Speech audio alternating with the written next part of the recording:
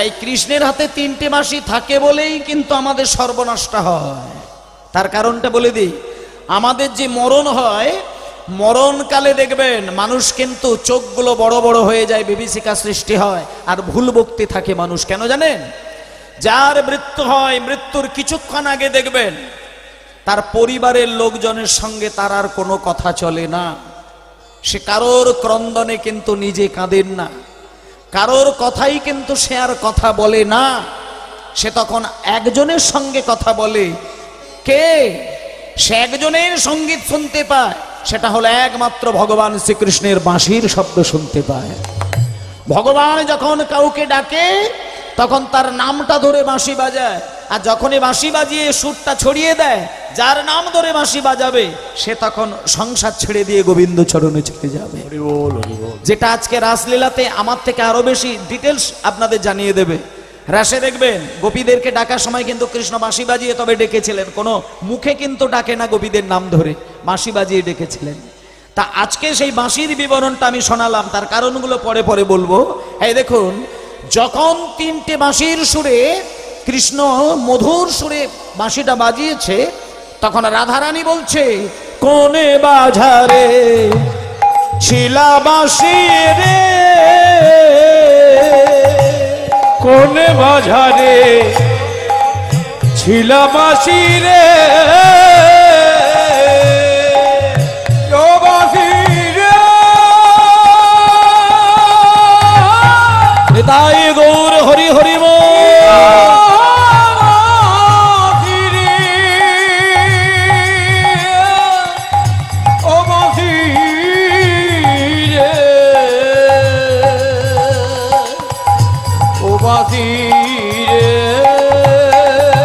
বলি কোনে বাজারে ছিলা বাঁশি রে, ঝাড়ের নাগাল পাখি। কমাবে না, কমাবে না, কমাবে না, কমাচ্ছ না তো?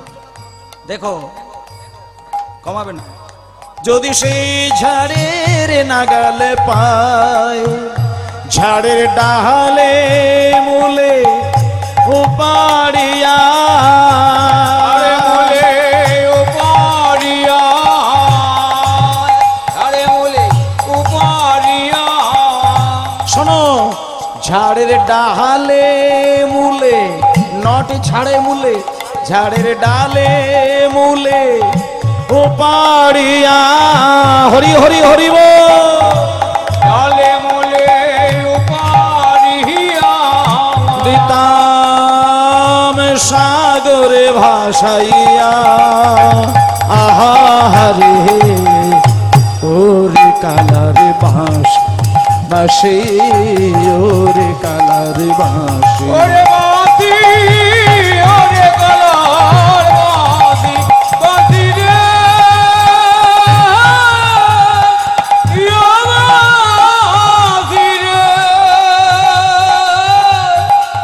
ওরে কালার বাঁশি, বাঁশি, ওরে কালার বাঁশি, হরি হরি বল, হরি হরি কালার বাঁশি, বাঁশি রে, ওরে কালার বাঁশে। হরি বল, হরি বল, হরি বল, হরি বল। আজকে ভক্তমন্ডলী মায়েরা, কি গো বাবা, মা গো, যা দিয়েছে বাবা মানিয়ে নাও না। রাত্রির 12টা বেজে গেছে, আর বেশি খেতে যেও না, কম খাও। জয় নিতাই, হরি বল। ঠিক আছে, ঠিক আছে, বেশি নয়, বেশি নয়, নিতাই গৌর হরি বল। আজকে বাঁশির সুর কানে নিয়ে সেই বাঁশিকে হৃদয়ে ধারণ করে, বেশি আন কথা নয়, আন তত্ত্ব নয়, তত্ত্বটা মানুষ চেনে না, বোঝে না। আমরা তো মানুষ স্রোতের টানে যেতে খুব ভালোবাসি, কিন্তু স্রোতের উল্টো দিকে যাওয়ার ক্ষমতাটা তৈরি করি না। কেউ যদি স্রোতের উল্টো দিকে যেতে পারে সত্যকে সঞ্চয় করে, সে ভগবানের চরণ পায়। আর স্রোতের টানে হরিবোল বললে সে হরিধ্বনি কোনোদিন গোবিন্দ চরণে যায় না। আজকে হরিবাসরে দাঁড়িয়ে তত্ত্ব তত্ত্ব তত্ত্ব তত্ত্ব তত্ত্ব তত্ত্ব করে ফাটিয়ে দিচ্ছে হরিবাসর। কিন্তু একটা কথা আমি বলে রাখি আপনাদের, তত্ত্ব কথা সেটাকেই বলে। তত্ত্ব কাকে বলে মায়েরা শোনেন? তত্ত্ব কথা তাকেই বলে যে কথা হতে পারে সরল, হতে পারে কঠিন, হতে পারে জটিল, যাই হোক না কেন, যে কথাটা পরম ব্রহ্মের সঙ্গে মিল খায়, পরম ব্রহ্মের উদ্দেশ্যে কথা বলা যায়, কেবল সেই কথাকেই বলে তত্ত্ব, নচেত কোনো কথা তত্ত্ব নয়। তত্ত্ব শব্দের অর্থ হচ্ছে পরম সত্য। তত্ত্ব শব্দের অর্থ হচ্ছে পরম সত্য। আমি শুধু একটা আজারি কথা বলে দিলাম, কথাটা শুনতে যেহেতু ভালো লেগেছে তাই এটা তত্ত্ব কথা, এই হচ্ছে মানুষের নীতি। কিন্তু না, যে কথা সত্যের সঙ্গে মিলেমিশে মাধুর্য ছড়ায় সেই হয় তত্ত্ব, নচেত তত্ত্ব নয়। আরেকটি কথা, যে কথা মানুষের হৃদয়ে দলায়, যে কথা মানুষকে নীরবে বুক চাপড়ে কাঁদায়, সেই একমাত্র তত্ত্ব, নচেত তত্ত্ব নয়। তাহলে এইবার আমি একটা কথা বলি। আজকে আমি এই বাসরে আপনাদের এই মধ্যরাত্রিতে, গভীর রাত্রিতে যে বিষয়টি আলোচনা করব, আমি একটা জিনিস জানি, বাসরে লোক অনেক কমে গিয়েছে। তাতে কি হয়েছে একটা কথা বলি, দিনে রাতে গোষ্ঠ, দিনে রাত তার হয় সর্বনাশ। কোনো হরিবাসরে যদি রাত্রির বেলায় গোষ্ঠলীলা গাওয়া হয় আর দিনের বেলায় রাসলীলা গাওয়া হয়, তাহলে সর্বনাশ কাকে বলে সে জীবনে দেখতে পেয়ে যাবে। ওই জন্য একটা কথাই আছে যে রাসলীলা যখন তুমি হরিবাসরে করবে, রাত্রির 12টার নিচে করবে না, মানে মাঝরাত্রি ছাড়া করা যাবে না, মানে মধ্যরাত্রি ছাড়া রাস করা যাবে না, গভীর রাত্রি ছাড়া রাসলীলা শ্রবণ করা অপরাধ। আচ্ছা এখানে বলি, গভীর রাত্রি মানে কি ঘড়ি ধরে রাত্রির 12টাকে গভীর বলছে? না, এখানটাও বোঝার দরকার। রাসলীলা গভীর রাত্রি বলতে ঘড়িতে রাত্রির 12টাকে গভীর বলে না। রাসলীলা শোনা তারই প্রয়োজন, শোনা তারই দরকার যার সাধনার গভীরতায় সে নিজেকে পৌঁছাতে পেরেছে, তবে সে রাস শুনতে পারবে। বাবা মা দুইজনের যে মাধুর্য নৃত্যে, সন্তান হয়ে যখন মা বাবার নৃত্য প্রদর্শন করে, সেই নৃত্যের মধ্যে সন্তান যদি কোনোভাবে একটা ব্যঙ্গ হাসি হেসে ফেলে, নরকেও তার ঠাঁই হয় না। আজকে ভগবান কৃষ্ণ তিনি জগতের পতি, জগৎ স্বামী, জগৎ পিতা, আর রাধারানী জগতের মাতা। তাহলে আমাদের সকলেরই পরম পিতা হচ্ছেন ভগবান কৃষ্ণ, আর রাধারানী হচ্ছেন পরম মাতা। আর সেই মা বাবা নাচবে, সন্তান হয়ে দেখবো আর গোফের কোলে পিচ পিচ করে হাসবো, আপনি কোথায় স্থান পাবেন?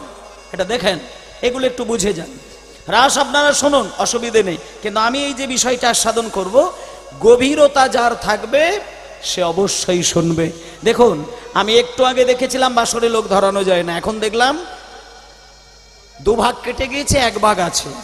এর মধ্যে প্রমাণ হচ্ছে কি, ওই দুভাগ আবার একটু পরে আসবে, তারা রাসের নাচার জন্য আসবে। আর যারা এখন বসে আছেন, আমি তাদের চরণধুলো মাথায় ধারণ করলাম, কারণ আপনারা অবশ্যই কীর্তনের আসল রসটা বোঝেন। তাই আপনি প্রথম কীর্তনিয়ারও কীর্তন শুনেছেন, এখনো শুনছেন, রাসও শুনবেন, আপনারা ভাগ্যবান। তাই গৌর প্রেমানন্দে হরি বল। আজকে চলো, বেশি কথা নয়, আমি এখানে মায়েদেরকে একটা কথা বলি। অমাবস্যা, পূর্ণিমা, একাদশী, শিব চতুর্দশী, এই কয়েকটা দিন চেষ্টা করবেন সংসারে সাদের জামাইও যদি এসে দেখা দেয়, জামাই বাবাকে দরকার হলে একটুখানি হাত জোড় করে বলবে, বাবা তুমি পূর্ণিমা, অমাবস্যা, একাদশী, চতুর্দশীতে এসেছো, তুমি আমার বাড়িতে একটু নিরামিষ খাবারটাকে আনন্দ ভরে গ্রহণ করো। আমি অনেক মায়ের বাড়িতে দেখেছি, জামাই এসেছে বলে একাদশীর দিনেও কিন্তু জামাইয়ের মনোরঞ্জন করতে ছাড়ে না। কিন্তু আমি বলি, মা বৈষ্ণব যদি হতে চেয়েছো, জীবনে যখন শান্তিটা চেয়েছো, একাদশীর দিনে আপনি নিরামিষ আহার অবশ্যই করবেন। আপনাকে আমি গায়ের জোরে বলবো না যে আপনি সারা জীবন নিরামিষ করুন, এটা বলবো না। নিরামিষ যদি করতে পারেন তাহলে তো আপনি ধন্য হলেন, যদি একান্ত নাও পারেন, অন্তত অমাবস্যা, পূর্ণিমা, একাদশী আর চতুর্দশী, এইগুলো আপনি কোনোদিন আমিষ আহার বাড়িতে মনেও করবেন না, এগুলো ভাববেন, এগুলো চিন্তা করবেন। এবং যখন আপনি দুপুরবেলায় প্রত্যেকটা দিন আপনি খেতে যাবেন, ভাতের থালাটা যখন আপনি কাছে পাবেন, সেখানে যখন সমস্ত ব্যঞ্জন দিয়ে তৈরি করে আপনি সুন্দর একটা নৈবেদ্য তৈরি করবেন, সেটা চিন্তা করবেন যে আমি চৈতন্যদেবের সেবার উদ্দেশ্যে আমি সেটা করলাম। আপনি যদি প্রত্যেক দিনের খাবারটাকে নিতাই গৌরের চরণে প্রসাদ তৈরি করে নিজেকে গ্রহণ করেন, আর কিছু হোক বা না হোক, খাবার শুদ্ধিকরণ যার মধ্যে আসবে তার চিন্তা শুদ্ধ হবে, আর যার চিন্তা শুদ্ধ হবে তার আবেগ মিষ্টি হবে, যার আবেগ মিষ্টি হবে তার আচরণ সবার প্রতি সুন্দর হবে। নিতাই গৌর প্রেমানন্দে হরি বল, হরি বল। হরি বল। চিন্তা যদি কারোর কঠিন হয়ে যায়, সে কারোর সঙ্গে ভালো ব্যবহার দেখাতে পারে না, এটা ভেবে দেখবেন। আপনার ভেতরের চিন্তা যদি খুব কঠিন হয়, আপনি অভিনয় করেও কারোর সঙ্গে ভালো ব্যবহার দেখাতে পারবেন না। কখন কাকে কড়া কথা বলে ফেললেন, কাকে আপনি দম করে বাজে কথা বলে ফেললেন, আপনি খেয়াল করতে পারেন না। তার কারণ হচ্ছে আপনার চিন্তা পরিশুদ্ধ নয়। আর চিন্তাটা পরিশুদ্ধ তখনই হবে আপনার খাদ্যটা যদি পরিশুদ্ধ হয়। খাবারের সঙ্গে আপনার চিন্তার সম্পর্ক রয়েছে, এটা বিচার করবেন।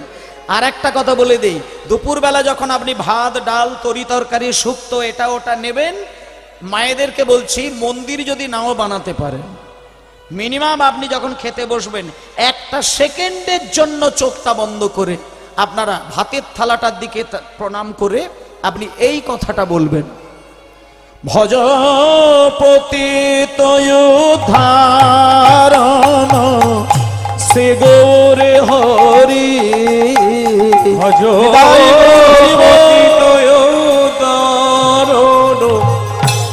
শ্রী গৌর হরি, ভজ পতিত উদ্ধারণ শ্রী গৌর হরি।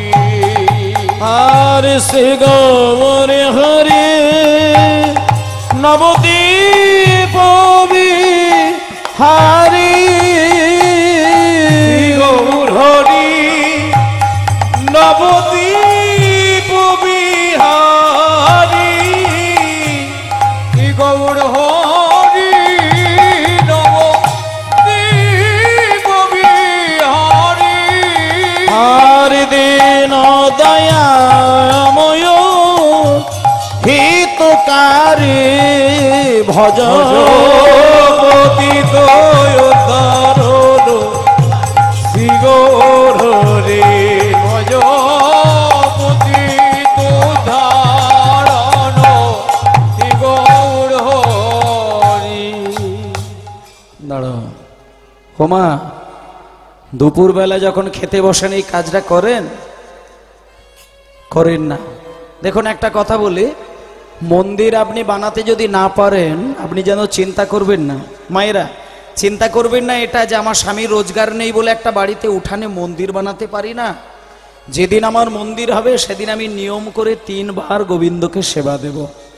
মন্দির তৈরি হলে নিতাই গৌরের এই এরকম 1 ফুট 1 ফুট দুটো নিতাই গৌর তৈরি করব। আর এখন যেহেতু মন্দির নেই, এখন আমি অত সেবার টেবার দিকে যাব না।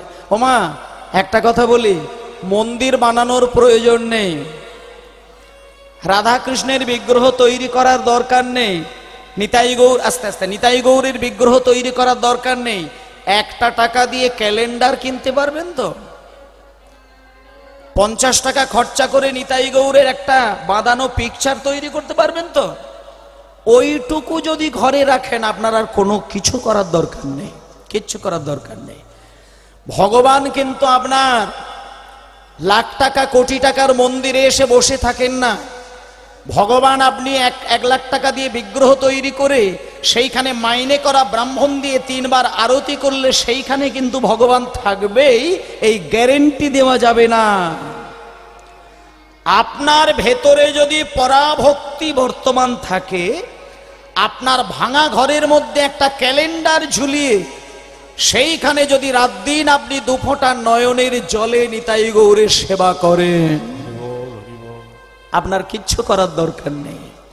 এই যে জন্মাষ্টমী আসবে, মায়েরা কত কষ্ট করে 8 কড়াই ভাজেন, লুচি তৈরি করেন, হ্যাঁ পায়েস তৈরি করেন, সুজি তৈরি করেন, পরোটা তৈরি করেন, কত কত কত কত কত কত কত কত।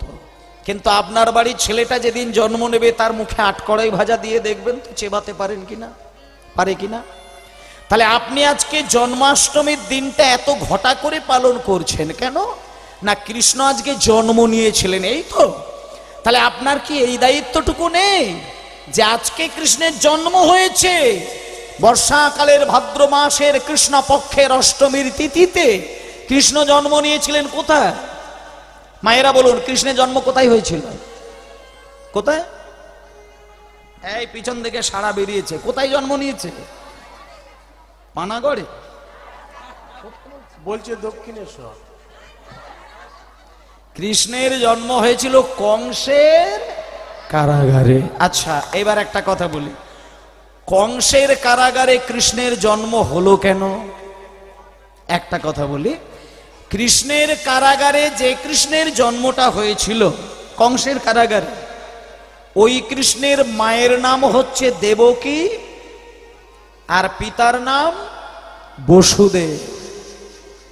আর আপনি যখন গ্রন্থ খুলবেন কোথাও কিন্তু দেখতে পাবেন না যে বসুদেব নন্দন কৃষ্ণ, প্রত্যেকটি জায়গায় দেখবেন লেখা আছে নন্দনন্দন কৃষ্ণ। তাহলে বসুদেবের ছেলে কৃষ্ণ, অথচ নন্দনন্দন কৃষ্ণ বলছে কেন? এখানটা বলে দিই, কংসের কারাগারে কৃষ্ণ জন্ম হয়েছিল, ওটাও একটা কৃষ্ণ। আর একই সময়ে যশোদা মা একটা কন্যা সন্তানের জন্ম দিয়েছিলেন। ওই কন্যাটি আসলে কেউ নয়, ওটা হচ্ছে সত্যিকারের গোলকের গোলগধিপতি কৃষ্ণ, যার মায়ের নাম হচ্ছে যশোদা মা আর বাবার নাম নন্দ মহারাজ।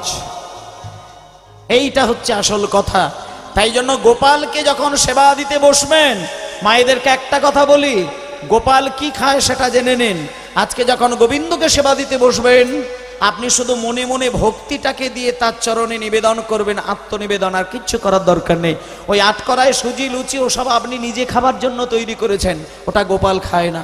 ও মায়েরা, মন্দির বানানোর দরকার নেই, কিচ্ছু করার দরকার নেই। দুপুরবেলা আপনাদের একটা দায়িত্ব দেব, প্রত্যেক দিন দুপুরবেলা আপনারা আজ থেকে নিয়ম করবেন, কাল দুপুরবেলা উঠবেন, ডাল ভাত শাক ভাত যাই ভাত করবেন, একটুখানি ভাতের থালাটা কাছে পাবার সঙ্গে সঙ্গে আপনি মুখে তুলে দেবেন না।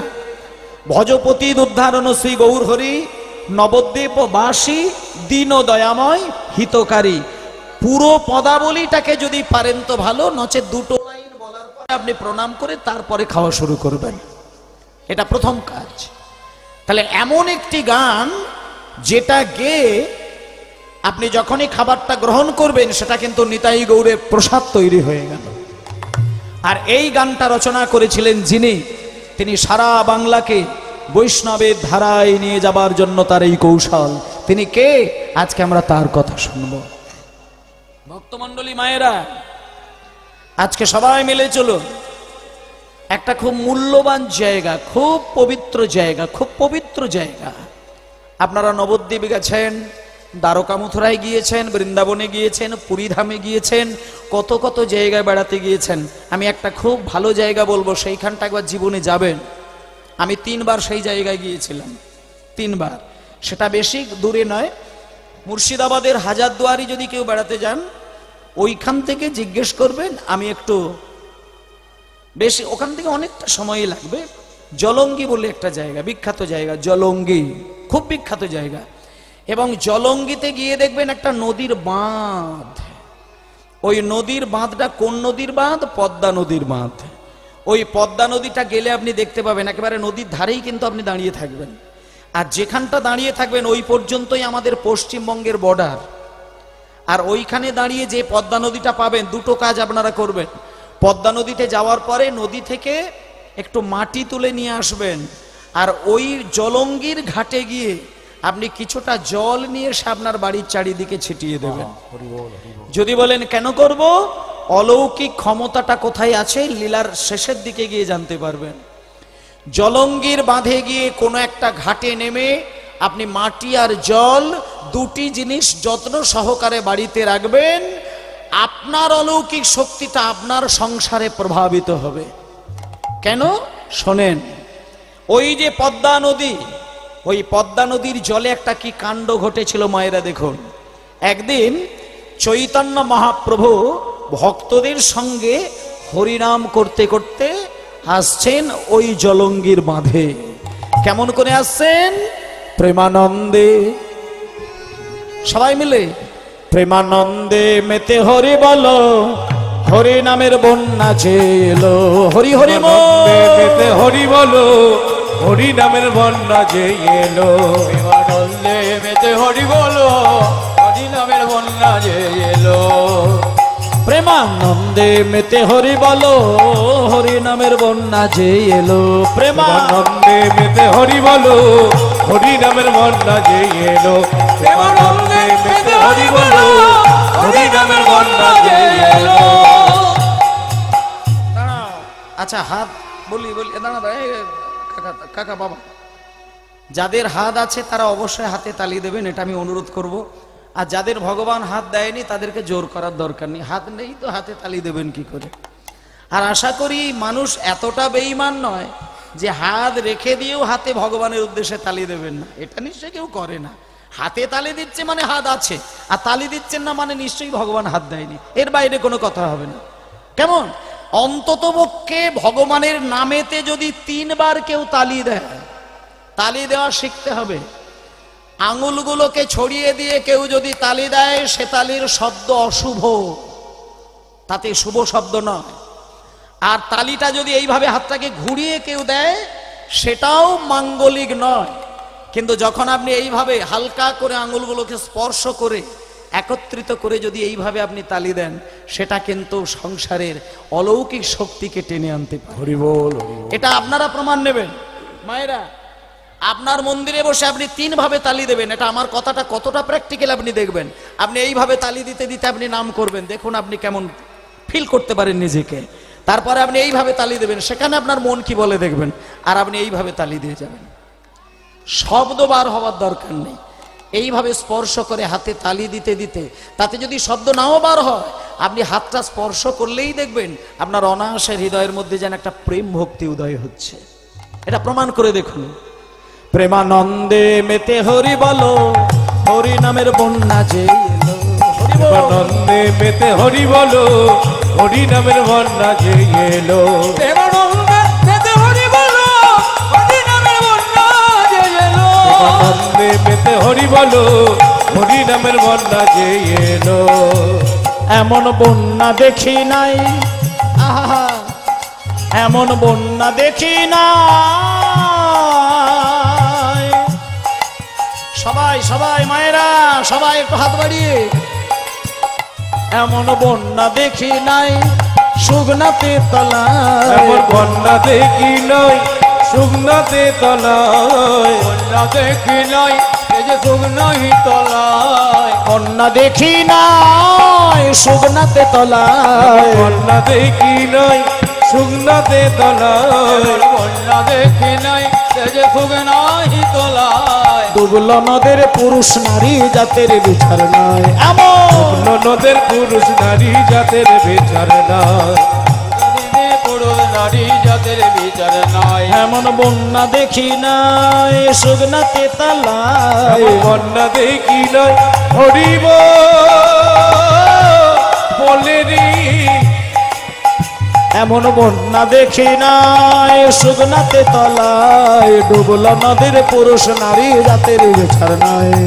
বন্যা দেখি নাই আজ ভোগ নাহি তলায়। ডুবলো নদীর পুরুষ নারী জাতের বিচার নাই। হরি বলে রে হরিদাস। হরি বলে রে হরিদাস। ঠাকুর হরিদাস সে কাজীর ছেলে সে বুঝি ডুবে গেল। হরিদাস কাজীর ছেলে সে বুঝি ডুবে গেল। হরিদাস যে কাজীর ছেলে সে বুঝি ডুবে গেল। হরি নামের বন্যা যে এলো। হরি হরি বল হরি বল হরি নামের বন্যা যে এলো। আনন্দে মেতে হরি বল আনন্দে হরি নাম এলো। হরি বল। সবাই মিলে একবার নিতাই গৌর প্রেমানন্দে হরি বল হরি বল। বেশ, তাহলে আজকে এখানে হরি নামের বন্যা এসেছে, সবার হৃদয়ে বন্যা এসেছে। কিন্তু দেখুন জাতের কোনো ভেদাভেদ নেই। হুমায়েরা, তাহলে এইভাবে হরিনাম গাইতে গাইতে গাইতে গাইতে গাইতে গাইতে কারা কারা নদিয়ায় গিয়েছেন দেখুন, একটু হাত তুলে দেখান কারা নদিয়ায় গিয়েছেন। নবদ্বীপ ধামে কারা গিয়েছেন? বেশ, সবাই গিয়েছেন। ও ঠাকুরমা, নদিয়ার নবদ্বীপে যারা গিয়েছেন একটু হাত তুলে দেখান আমাকে। আচ্ছা বেশ, এইবার হাত নামান। যারা নদিয়ায় গিয়েছেন তাদেরকে বলি, গৌরাঙ্গের জন্মস্থানটা দেখে এসেছে? মানে চৈতন্যদেব ঠিক যে পার্টিকুলার যে জায়গাটা জন্ম নিয়েছিলেন দেখেছেন? আমার এখনো দেখা হয়নি। হো জয়দেব বাবু, তুমি গৌরাঙ্গের জন্মস্থান দেখেছো? না না, দেখা হয়নি। পরে বলবে। একটা কথা বলি, আস্তে আস্তে। কি হলো রে বাবা? হ্যালো, তুমি বাবা কম বেশি করো না বাবা, প্লিজ কম বেশি করো না। গানের শেষে তোমায় বকশিস দেবো, একভাবে রেখে দাও, বাড়াবে না, কমাবেও না বাড়াবেও না, রেখে দাও। জয় নিতাই।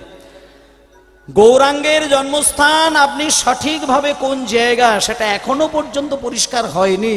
তার কারণটা কি? দলাদলি তৈরি হয়েছে। কেউ বলছে গঙ্গার এই পারে জন্ম, আবার কেউ বলে না গঙ্গার এই পারে জন্ম। আস্তে দাঁড়াও। তাহলে কেউ বলছে এই পারে, কেউ বলছে ওই পারে। যারা এপারে আছে তারা বলছে আমাদের এদিকে গৌরাঙ্গ জন্মেছে, আর যারা ওই পারে আছে তারা বলছে আমাদের এই দিকে জন্মেছে। তাহলে এই যে শ্রী চৈতন্যের জন্মস্থানটা নিয়ে বিতর্ক, রামচন্দ্রের জন্মস্থান নিয়ে মারাত্মক ঘটনা চলছে, সে নিয়ে কথা বলছি না। একমাত্র আমাদের মূল সম্পদ, যার নিয়ে এখনো কোনো দলাদলি হয়নি, এখনো জন্মস্থান নিয়ে কোনো বিতর্কই ওঠেনি, সেটা হচ্ছে শ্রী নিত্যানন্দের জন্মস্থান। এবং আপনাদের বলে দিই, নিতাইয়ের জন্মস্থানটা অবশ্যই দর্শন করবেন। চৈতন্যদেবের জন্মস্থানের থেকেও আমাদের কাছে আগে নিতাইয়ের জন্মস্থান। নিত্যানন্দ যদি না আসতেন, এই পাপিষ্ঠ জীবকে উদ্ধার করার আগে গিয়েছিলেন কে? জগাই মাদায় ৮০ হাঁড়ি করে মদ খায়, গোমাংস রান্না করে খেত। চৈতন্য ভাগবত পড়ে দেখবেন, গোমাংস গরুর মাংস রান্না করে ৮০ হাঁড়ি করে মদ খেয়ে জগাই মাদায় নদিয়ার নবদ্বীপের কত মানুষের প্রাণকে ধ্বংস করেছেন, মনের শান্তি কেড়ে নিয়েছেন। তথাপিও সেই জগাই মাদাইকে কেউ কোনোদিন প্রতিবাদ করতে পারেন না। কিন্তু সেই জগাই মাদাইয়ের মতন একটা পাপিষ্ঠ জীবকে, দুর্গত অধম দুর্গতকে উদ্ধার করেছিলেন চৈতন্যদেব। বলবো না, সবার আগে যার নাম বলার দরকার তিনি হলেন নিত্যানন্দ। তাই মাগো, যারা তারাপীঠে বেড়াতে যাবেন, তারাপীঠ মায়ের মন্দির, কে গেছেন? অনেকেই গেছেন। তারাপীঠ মায়ের মন্দিরে গেলে শুধু তারাপীঠে ওই মা কালীর চরণে ডালা সাজিয়ে মাকে খুশি করে দিয়ে বাড়ি আসবেন না। অনেক কিছু নিয়মের মধ্যে চলবেন, শান্তিটা নিজে থেকেই প্রকৃতি থেকে সঞ্চয় করে ফেলবেন। তারাপীঠে বেড়াতে গেলে মাত্র 10 কিলোমিটার তারাপীঠ থেকে নিতাইয়ের জন্মস্থান। দাঁড়াও দাঁড়াও দাঁড়াও, কত কিলোমিটার বললাম? 10 কিলোমিটার। আচ্ছা, নিতাইয়ের জন্মস্থানটার নাম কি? এখানে অনেকে পড়াশোনা করেছে। নিতাইয়ের জন্মস্থান কি নাম মায়েরা জানেন? নিতাই চাঁদের জন্মস্থান হচ্ছে একচক্রা গ্রাম। কিন্তু এখন যদি আপনি সেইখানে গিয়ে একচক্রা গ্রামটা বলেন, দেখিয়ে দেবে, কিন্তু একচক্রা গ্রাম নামে কিন্তু আর নেই, এখন বীরচন্দ্রপুর নাম হয়ে গেছে। আর 10 কিলোমিটার তারাপীঠ থেকে অটো বা হাতি বা ব্যাঙ্গাড়ি অমুক তমুক বেরিয়েছে, তাতে উঠে বলবেন আমি নিতাইয়ের জন্মস্থানে যাব। সেইখানে গিয়ে একটু মাথা ঠুকে নিতাইয়ের কৃপাটাকে লাভ করার চেষ্টা করবেন। যে নিতাইয়ের কৃপা পায় না সে চৈতন্যের কৃপা পাবেন না। আর যে চৈতন্যকে পায় না সে রাধারানীকে খুশি করতে পারে না। যে রাধাকে খুশি করতে পারে না সে যতই হা কৃষ্ণ বলে কাঁদুক, কৃষ্ণের কৃপা লাভ হবে না। তাহলে একটা কথা আমি বলে দিই, আপনি মা কালীকে ভালোবাসেন, আপনি শিব ঠাকুরকে ভালোবাসেন, আপনি রাধা কৃষ্ণকে ভালোবাসেন, সবাইকে ভালোবাসবেন, কিন্তু নিতাই আর গৌরের মিনিমাম ক্যালেন্ডার টুকু রেখে আপনি প্রত্যেক দিন হা নিতাই হা গৌর বলে কাঁদবেন। যে নিতাই বলতে চোখে জল আসে না, যা গৌর বলতে চোখে জল আসে না, সে রাধারানীর কৃপা পাবে কেমন করে? তাই চলুন মায়েরা, আজকে নিতাই আর গৌরের কৃপা পেতে গেলে কেমন করে শ্রী চৈতন্যের আমরা আদর্শ মেনে চলবো, আজকে সেই লীলার মধ্য দিয়ে আস্বাদন করব। মাগো, সবাই বলে একসঙ্গে একবার হরি বলে বলে নামো এই জলে, একবার হরি হরি বলে নামো এই জলে, হরি বলে বলে একবার নামো এই জলে, আর হরি বলে বলে নামো এই জলে, একবার হরি বল বলে নামো এই জলে হরি বলে বলে নামো এই জলে ডুববে যে জন পাবে রতন সন্তোষ তাই বলে। আবার ডুববে যে জন পাবে রতন সন্তোষ তাই বলে। ডুবে যে জন পাবে যে জন সন্তোষ তাই বলে। আবার নামার মতন নামের মতন আবার ডোবার মতন ডোবার মতন যে ডুবেছে সেই ডুবে রতন পেল। ডোবার মতন সেই ডুবেছে সেই ডুবি রতন পেল। হরি বল বলে রে ডোবার মতন। হরি হরি হরি হরি বল। হরি বলে বলে রে ডোবার মতো। হরি বলে বলে রে ডোবার মতো। আর ডোবার মতন যে ডুবেছে সেই ডুবে রতন পেল। ডোবার মতন যে ডুবেছে এই যে যে রতন পেল। হরি নামের বন্যা যে এলো।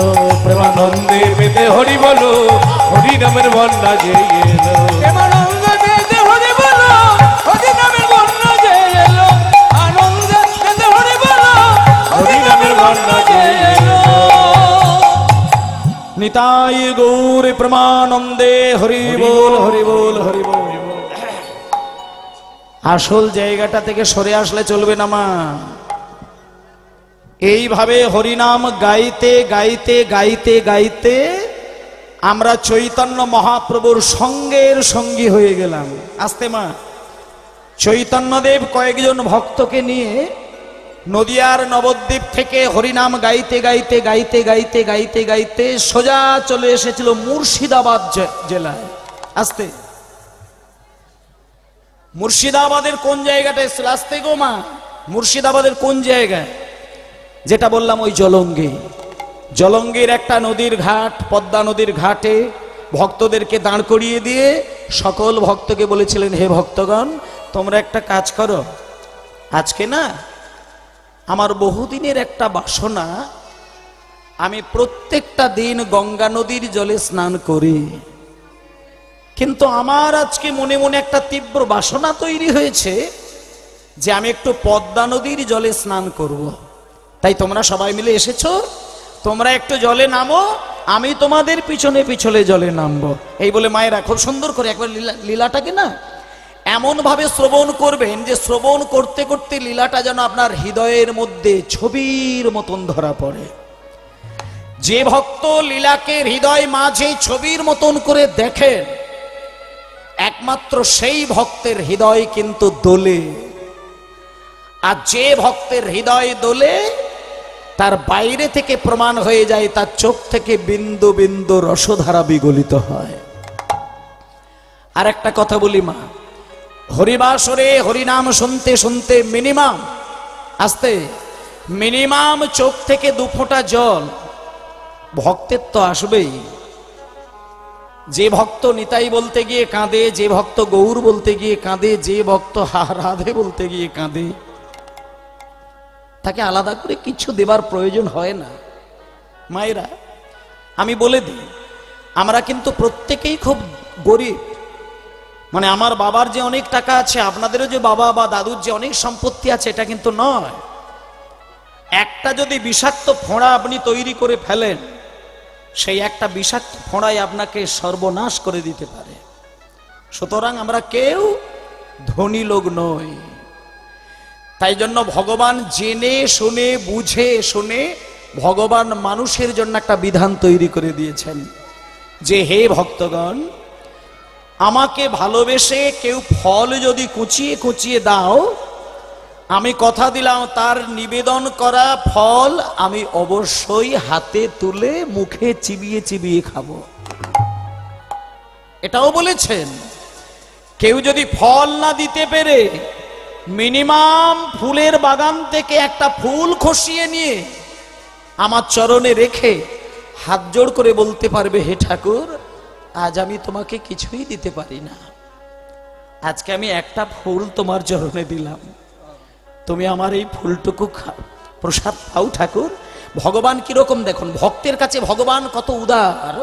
ভগবান বলেছে যে একটা গাছের ফুল যদি দিতে দিতে ভক্ত 2 চোখ দিয়ে 1 ফোঁটা জল গড়ায়, আমি কথা দিলাম আমি হামাগুড়ি দিতে দিতে গিয়ে তার সেই নিবেদন করা ফুলও পর্যন্ত চিবিয়ে চিবিয়ে খায়। হরি বল, হরি বল। যে ফুল মানুষ চিবিয়ে খায় না, সেই ফুল ভগবান চিবিয়ে খায়। কখন খায়? যখন ভক্ত ফুল দিতে গিয়ে এক ফোঁটা জল গড়িয়ে যায়। কারণ ভগবান কিন্তু ওই হাত বাড়িয়ে নাড়ু কোনোদিন খায় না। পাথরের গোপালকে নাড়ু গোপাল বলছো বলে তাকে তুমি নারকেল চিনি দিয়ে সুমিষ্ট নাড়ু তৈরি করে দিলে, নারকেলের নাড়ু গোপাল খায় না। গোপাল সারাটা জীবন হাত বাড়িয়ে ভক্তের চোখের দিকে তাকিয়ে থাকেন।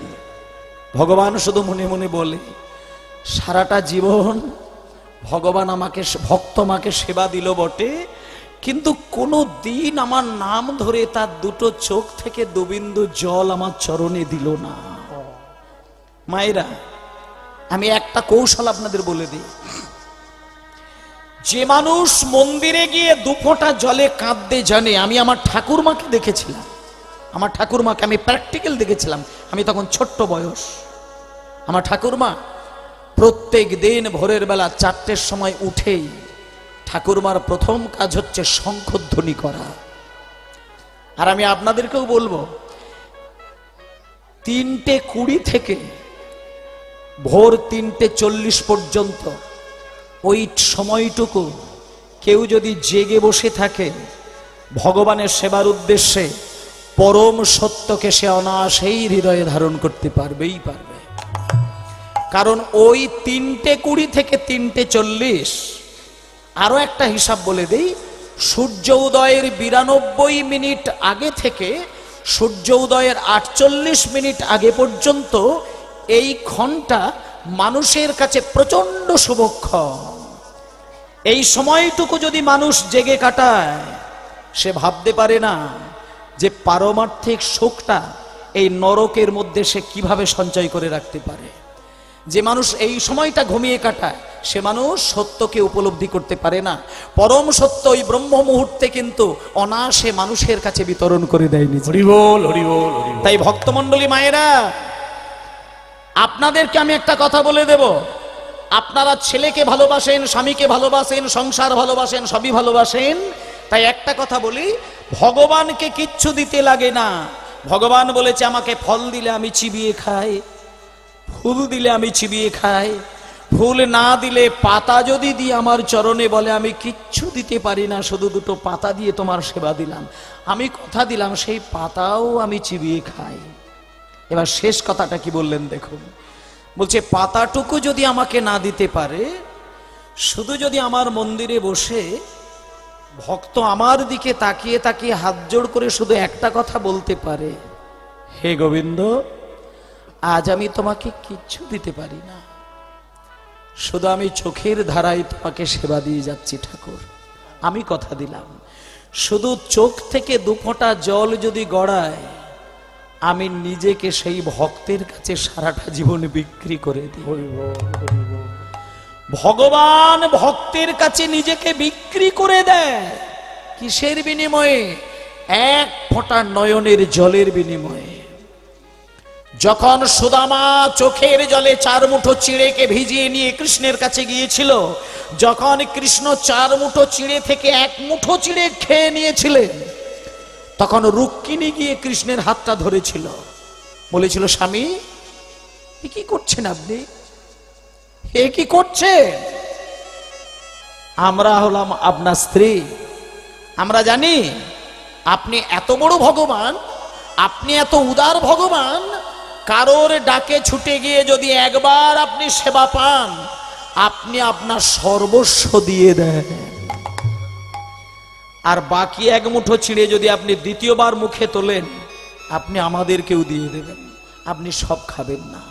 ভগবান যদি কারোর ডাকে একবার প্রসাদ পায়, জানবেন ভগবান নিজেকে বিক্রি করে দিয়েছে সেই ভক্তের কাছে। তাই ভক্তমণ্ডলী মায়েরা, ভগবানকে পেতে গেলে আলাদা করে কিচ্ছু করতে হবে না। আমি আপনাদের কৌশলটা বলে দিই, শুধু ভগবানের মন্দিরে গিয়ে বুক চাপড়ে কাঁদতে শিখবেন, আপনার কিচ্ছু করার দরকার নেই, কিচ্ছু করতে হবে না। আপনার ছেলে যদি আপনাকে লাথি মারে, আপনি অনায়াসেই কিন্তু কলসি কলসি নয়নের জলে কাঁদেন। কিন্তু কটা মা আছে দরজা জানালা বন্ধ করে দিয়ে ঠাকুর ঘরে বসে ঠাকুরের চোখের দিকে তাকিয়ে টপ টপ করে চোখের জল ফেলতে পারে? শুনুন একটা কথা বলি, চৈতন্য মহাপ্রভু কয়েকজন ভক্তকে সঙ্গে নিয়ে ঠিক যেই জায়গাটা গিয়েছিল, আপনারা যদি পারেন ঠিক সেই জায়গাটাতে যাবেন। জলঙ্গিতে চলে যাবে, জলঙ্গির কাছে একটা পদ্মা নদী আছে, সেই পদ্মা নদীর ঘাটে গিয়ে 5 জন ভক্তকে মহাপ্রভু ঘাটে নামিয়ে দিয়েছে, আর হাত জোড় করে বলছে, হে ভক্তগণ, তোমরা আগে জলে নামো, আমি তোমাদের পিছনে পিছনে নামবো। এই বলে সবাইকে জলে নামিয়ে দিয়ে মহাপ্রভু এবার কি করলেন, পদ্মা নদীর তীরে আমার শ্রী গৌরাঙ্গ রায়, হরি হরি আমার শ্রী গৌরাঙ্গ রায়, নদীর তীরে আমার শ্রী গৌরাঙ্গ রায়, নদীর তীরে আমার শ্রী গৌরাঙ্গ রায়। আর ভক্তগণ সঙ্গে করি হরি গুণ গায়, ভক্তগণ সঙ্গে করি হরি গুণ গায়, ভক্তগণ সঙ্গে করে হরি গুণ গায়, হরি হরি হরি বল।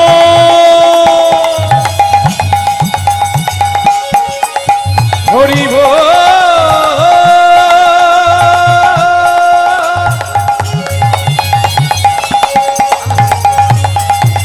হরি বল,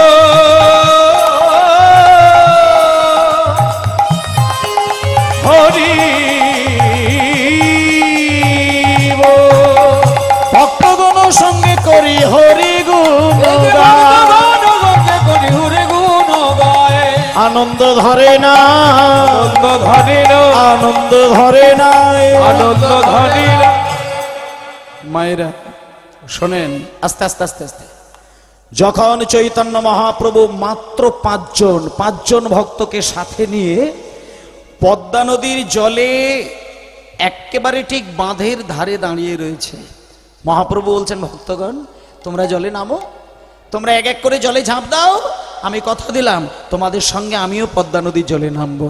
এই বলে মায়েরা যখনই এক এক করে ভক্তগণ জলে ঝাঁপ দিয়ে দিয়েছে, এইবার কাণ্ডটা দেখুন, মহাপ্রভু যেটা ভক্তদের সাথে এর আগে কোনোদিন করেন না, কোনোদিন করেন না, আজকে মহাপ্রভু সেটাই করলেন। কি করলেন দেখুন, ভক্তদের হুঁশ নেই, তারা আপন মনে জলে ঝাঁপ দিয়ে হরিনাম করছে, এই ফাঁকে মহাপ্রভু ভক্তদেরকে আড়াল করে একটুখানি দূরে সরে গিয়ে একটা জঙ্গলের মধ্যে ঢুকে গাছের আড়ালে দাঁড়িয়ে আকাশের দিকে তাকিয়ে একজনের নাম ধরে ধরে প্রচন্ড চিৎকার করে মহাপ্রভু কাঁদছেন। এবং মায়েরা, যে ভক্তের নাম ধরে আজকে মহাপ্রভু কাঁদছেন, সেই ভক্তের নামটা কিন্তু মহাপ্রভু এর আগে কোনো দিন করেননি, কোনোদিন করেননি। তিনি কে, তার নামটা আপনাদের অবশ্যই জানার দরকার। এর আগে কোনোদিন এইভাবে ডাকে না, কিন্তু আজকে মহাপ্রভু সবাইকে সরিয়ে দিয়ে একটা গাছের আড়ালে দাঁড়িয়ে দাঁড়িয়ে নর নর বলি প্রভু,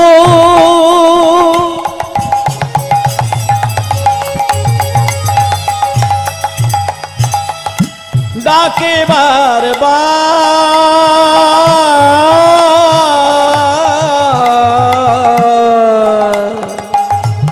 নর নর বলি প্রভু, ডাকিবারে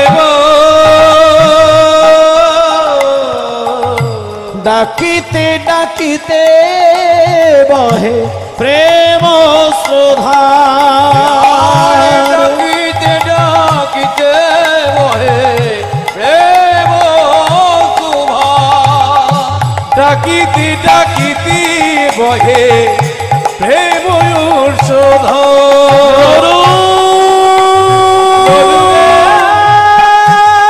হরি হরি হরি হরি বল। নরু রে, নরু রে, নরু রে, নরু রে।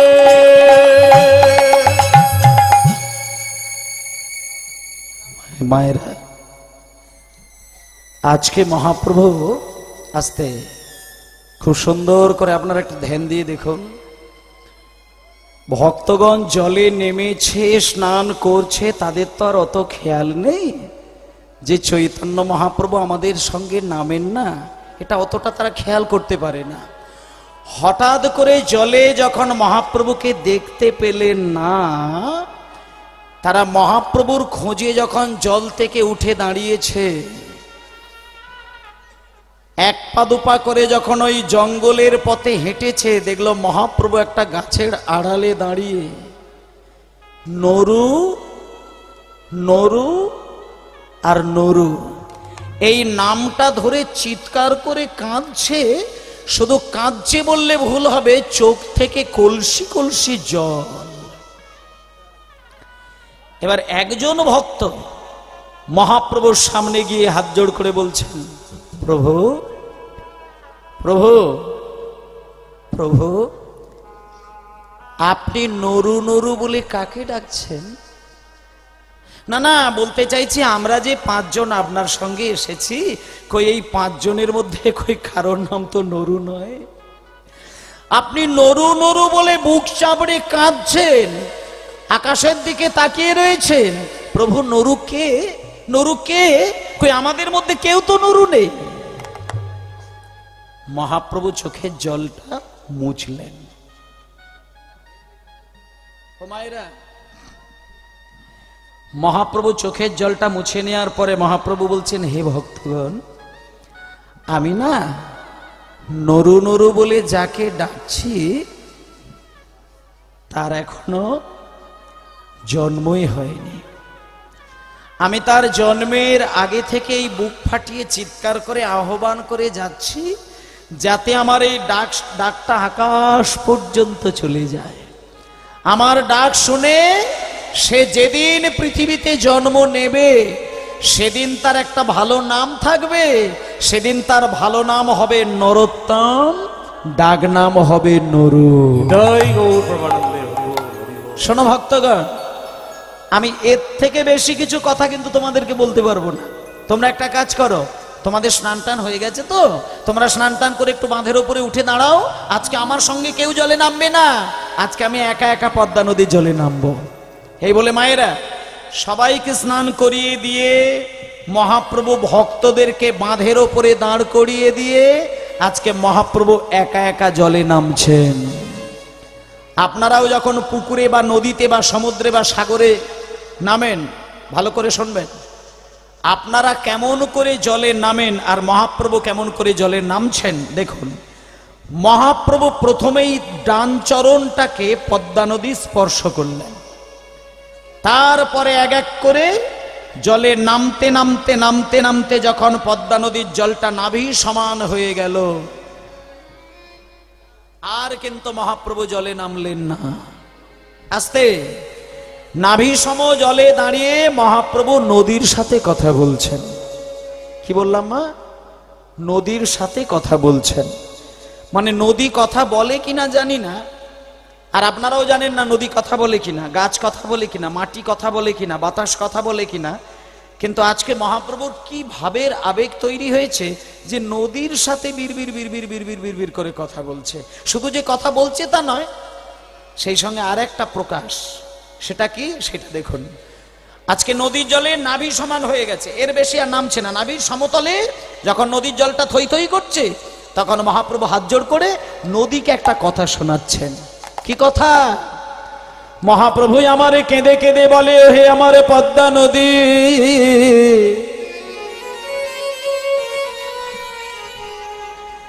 এই যে আমি তোমার জলে দাঁড়িয়ে কৃষ্ণ কৃষ্ণ বলে কাঁদছি। মায়েরা,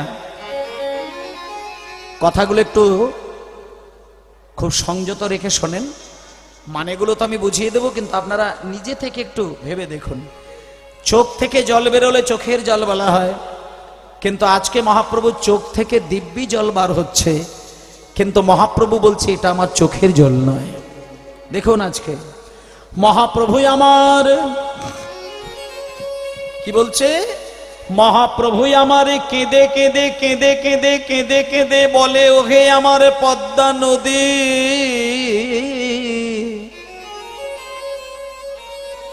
বাহ! এই যে আমি তোমার জলে দাঁড়িয়ে কৃষ্ণ কৃষ্ণ বলে কাঁদেছি, এটাই আমার চোখের জল নয়, আমার অন্তরে যে কৃষ্ণ প্রেমে জমাট বেঁধে রয়েছে, সেই কৃষ্ণ প্রেম আমি বিরহের তাপে বিগলিত করে। বাহ, ভেতরের তাত্ত্বিক জায়গাগুলো একটু ভালো করে উপলব্ধি করুন মা। চোখ থেকে জল বেরোলে চোখের জল, নাক থেকে জল বার হলে নাকের জল, এগুলো একটা নাম আছে। কিন্তু মহাপ্রভু আজকে বলছে, পদ্মা আজকে আমি তোমার জলে দাঁড়িয়ে আমি যে 3 বার কৃষ্ণ বললাম, আর আমার চোখ থেকে যে 3 ফোঁটা জল আমি তোমার জলে মিশিয়ে দিলাম, এটা আমার চোখের জল নয় পদ্মা। তুমি ভালো করে শোনো, আমার হৃদয়ে রয়েছে কৃষ্ণ প্রেম, আমার হৃদয়ে রয়েছে কৃষ্ণ প্রেম। সেই কৃষ্ণ প্রেমটা আমি বিরহের তাপ দিয়ে বিগলিত করে আমি অশ্রুরূপে আমি তোমার জলের মধ্যে আমি ভাসিয়ে দিলাম। আস্তে মায়েরা, এইবার মহাপ্রভু বলছেন, এই যে 3 বিন্দু জলটা আমি তোমার জলের মধ্যে আমি মিশিয়ে দিলাম, আমি তোমাকে একটা দায়িত্ব দিয়ে যাচ্ছি পদ্মা, তুমি কিন্তু এই 3 ফোঁটা জল কিন্তু কাউকে যেন দিয়ে দিও না। এটা যদি মনে হয় যে তোমাকে শত শত বছর রাখতে হবে, তুমি রাখবে। আমি শুধু তোমাকে একটা দায়িত্ব দিয়ে যাব, 5-6 বছরের একটা সন্তান, তার নাম হবে নরোত্তম। সে যেদিন তোমার জলে প্রথম স্নান করার জন্য আসবে, তুমি তাকে কোলে টেনে নিয়ে আমার এই 3 ফোঁটা জলটা তার হৃদয়ের মাঝখানটা শুধু বুলিয়ে দেবে, আর কিচ্ছু লাগবে না। এই বলে মহাপ্রভু জল থেকে স্নান করে ওপরে উঠে যাচ্ছেন। এমন সময় পদ্মা নদী মহাপ্রভু চরণ যুগল জড়িয়ে ধরলেন। প্রভু, আপনি একটুখানি দাঁড়িয়ে যান। আপনি যে আমাকে বললেন যে 3 ফোঁটা জল আমি আমার জলের সঙ্গে মিশিয়ে রাখবো, আমি রাখবো, কিন্তু প্রভু একটা কথা কিন্তু আমার কাছে পরিষ্কার হলো না। আপনি যে বলে গেলেন 6 বছরের একটা ছেলে নাম হবে নরোত্তম, সেই নরোত্তম আমার জলে যেদিন ডুব দেবে সেদিন তার অঙ্গে বুলিয়ে দেব। আমি কথা দিলাম সেই 3 বিন্দু জল আমি তার অঙ্গে বুলিয়ে দেব। কিন্তু প্রভু, নরোত্তমের সঙ্গে যদি আরো 10টা ছেলে স্নান করার জন্য আসে, তাদেরও বয়স যদি 6 বছর হয়, আমি জানবো কি করে, আমি চিনবো কি করে, আমি বুঝবো কি করে যে কোন ছেলেটা নরোত্তম? এটা তো আমি বুঝতে পারবো না। যদি আমি বুঝতে না পেরে আমি ভুল করে যদি সেই 3 ফোঁটা জল আমি অন্য কাউকে দিয়ে দিই, তাহলে তো আমার কথার খেলাপ হয়ে যাবে। তখন মহাপ্রভু বলছেন, পদ্মা একটা কথা আমি তোমাকে পরিষ্কার করে বলে দিই, তোমার সারা জীবন যে নদীতে ঢেউ চলে, এটা কিন্তু কোনো মানুষ সৃষ্টি করে না, এটা প্রকৃতির নিয়মে তোমার ঢেউ হয়। কিন্তু নরোত্তমের এমন একটি ক্ষমতা থাকবে, সে যেদিন তোমার জলে প্রথম স্নান করবে, মায়েরা আপনারাও যখন সমুদ্রে বা সাগরে বা নদীতে বেড়াতে যান, দেখবেন রাত দিন কিন্তু নদীর মধ্যে একটা ঢেউ গড়ায়, তাই না? আচ্ছা বলুন, এই ঢেউটা কি কোনো মানুষ তৈরি করে, নাকি মানুষে গিয়ে সাঁতার দেয় বলে সমুদ্রে ঢেউ হয়? ওটা নয়, এটা প্রকৃতির বিধান, এটা নিয়মে চলে। আজকে মহাপ্রভু বলছেন, পদ্মা একটা কথা তুমি কান খুলে শুনে নাও, নরোত্তমের সঙ্গে তুমি বলছো 10টা ছেলে, আমি তোমাকে বলি নরোত্তমের সঙ্গে যদি 10,000টা ছেলেও ডুব দেয়, নরোত্তমের যে ক্ষমতাটা আছে 10,000 ছেলের সেই ক্ষমতা থাকবে না। দেখুন মায়েরা কোন ক্ষমতা বলছে, নরোত্তম যেদিন স্নান করবে, নরোত্তমের অঙ্গ যেদিন তোমার জল স্পর্শ হবে, মায়েরা এই জায়গাটা দেখুন, বলছে নরোত্তম যেদিন তোমার জলে প্রথম স্নান করবে, তার অঙ্গ যেদিন তোমার জলে প্রথম ছোঁবে, তোমার নদীর ঢেউটা যে গতিতে চলছে, সেই গতিটা দেখবে 100 গুণ বেড়ে যাবে। মানে এক কথাই বলা যায়, নরোত্তমের অঙ্গ তোমার জলে ছোঁয়া মাত্র তোমার ঢেউ তুমি নিজেকে ধরে রাখতে পারবে না। সেদিন জানবে ওই ছেলেটাই নরোত্তম। নিতাই গৌর হরি। যাহার পরশে তুমি উধে গো ছালে বাগো, যাহার হরি হরি তুমি ও দেখো ছালিবা গো, যাহার পরশে তুমি ওটে ছলিবা গো, আমারে প্রেম তুমি তাহারে দেবাগো, আমারে প্রেম তুমি তাহারে দিবা গো, তরঙ্গ বাড়িবে রঙ্গ বাড়িবে, যেদিন নরোত্তমে সে স্নান করবে সেদিন তরঙ্গ বাড়িবে।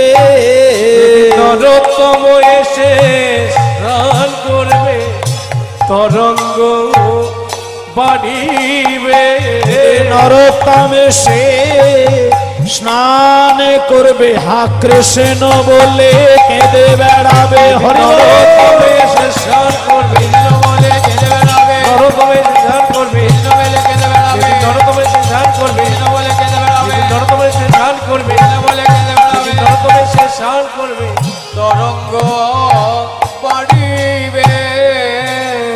দাঁড়াও দাঁড়াও, আস্তে আস্তে আস্তে আস্তে। ও বাবা, ও মায়েরা, এই দূরের মায়েদের বলছি একটু কথা নাই, আপনাদের কথাটা আমার থেকে বেশি আপনাদের কথা আমি শুনতে পাচ্ছি। একটুখানি চুপ করে বসুন। একে তো সমাগম তো খুব কম, তার মধ্যে আবার কেউ যদি বীজ বীজ করে সমস্যার ব্যাপার। পারলে একটু গৌর গৌর করুন, গজর গজর বাদ দিন। হ্যাঁ, জয় নিতাই। অনেক উন্নতি হবে, অনেক উন্নতি হবে। জয় নিতাই। আজকে দেখুন হোমা, তাহলে লীলাটা শুনবেন, মুখস্থ করবেন, লীলা দর্শন করবেন। আজকে পদ্মা নদীর সাথে গৌরহরির যে কথোপকথন, এটা বোঝা গেল তো? মানে গৌরহরি একবারে গোদা বাংলায় বুঝিয়ে দিলেন যে নরোত্তমের অঙ্গ যেদিন তোমার জলে ছবে তোমার ঢেউটা তুমি নিজে ধরে রাখতে পারবে না। এখানে সমুদ্রের ঢেউ মানে সমুদ্রের পরমানন্দ। মানুষের যেমন হৃদয়ে যখন আনন্দের ঢেউ চলে তখন আনন্দকে ধরে রাখা যায় না, তেমন নদীর জল যখন নরোত্তমের অঙ্গ ছবে তখন নদীর আনন্দ এত হবে যে নিজের আনন্দ, নিজের ঢেউ নিজেকে ধরে রাখতে পারবে না। সেদিন প্রমাণ হবে ওই ছেলেটা নরোত্তম, তাকে তুমি প্রেম দিয়ে দেবে।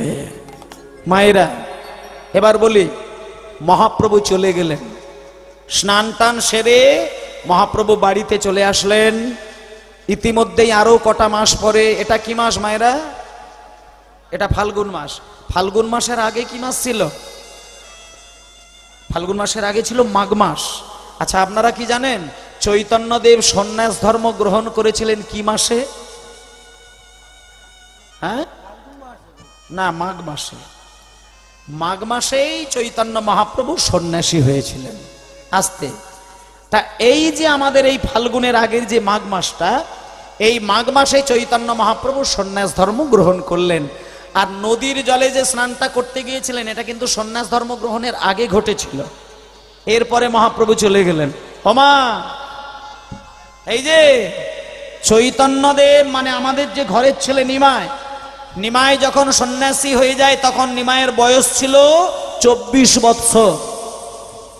এবার 24 বছরের ছেলেটা চলে গেল সন্ন্যাসী হয়ে, মা বাবাকে ছেড়ে এবং নিজের একটা স্ত্রীকে ছেড়ে দিয়ে বেরিয়ে গেলেন, তার নাম হচ্ছে বিষ্ণুপ্রিয়া দেবী। এবার যখন 24টা বছর বয়সে, আস্তে আস্তে, কিবোর্ডের শব্দটা একটু আস্তে করো গো বাবা, হরিবল। 24 বছরের ছেলে নিমাই যখন সন্ন্যাসী হয়ে বেরিয়ে গেলেন, পুরী ধামে চলে যাবার পরে আরো 24টা বছর কাটালো। মহাপ্রভুর টোটাল বয়স হলো 48 বছর। এবার 48 বছর যখন হয়ে গেল, একদিন মহাপ্রভু জগৎ ছেড়ে বিদায় নিলেন। এবার আরো কটা বছর কেটে যাবার পরে, এখানে যারা আমার মায়েরা বাবারা আছেন যদি পারেন তো সেই জায়গাটা যাবেন। আমি এবার বলে দিচ্ছি যে জায়গাটাতে মহাপ্রভু স্নান করে এলেন, আপনারা কটা বছর আগে দেখলেন, ঠিক ওই নদীর ওই পারটা এখন বর্তমানে যে জায়গাটির নাম হয়েছে বাংলাদেশের রাজশাহী জেলা।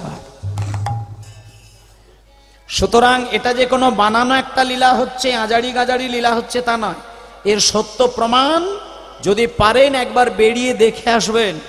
বাংলাদেশের মধ্যে এখন পড়েছে, জেলাটার নাম হলো রাজশাহী জেলা, আর তার মধ্যে একটা গ্রাম আছে যে গ্রামটির নাম খেতুড়ি গ্রাম। এবং আরো বড় আনন্দের বিষয়, খেতুড়ি গ্রামে যদি আপনি বেড়াতে যান, সেইখানে দেখবেন একটা বিরাট প্রাচীন রাজবাড়ি, যে রাজবাড়িটার রাজা ছিলেন কৃষ্ণানন্দ দত্ত। কি নাম বললাম মায়েরা? কৃষ্ণানন্দ দত্ত। আর ওনার স্ত্রীর নাম হচ্ছে নারায়ণী দেবী। নারায়ণী দেবী আর কৃষ্ণানন্দ দত্ত এই দুইজন ছিলেন রাজা আর রানী। নারায়ণী দেবী খুব আনন্দ, কিন্তু একটা কথা বলি, নারায়ণী দেবীর সন্তান জন্ম হচ্ছে না, গর্ভে সন্তান হচ্ছে না। নারায়ণী দেবী কেঁদে কেঁদে গোপালকে সেবা দেওয়া শুরু করলেন, কৃষ্ণ সেবা দেওয়া শুরু করলেন। এবং কৃষ্ণকে সেবা দিতে দিতে নারায়ণী দেবী কেঁদে কেঁদে একটা জিনিস বলতেন, হে ভগবান, এই যে আমি তোমার যুগল চরণ সেবা করি, আমি কিচ্ছু চাই না, আমি কিচ্ছু চাই না ঠাকুর, শুধু একটা জিনিস আমি বলতে চাই, আমার গর্ভে তুমি একটা ছেলেকে পাঠাও, যে ছেলেটা জন্ম নিয়ে সারাটা জীবন ধরে যেন তোমার সেবা দিয়ে যেতে পারে। মায়েরা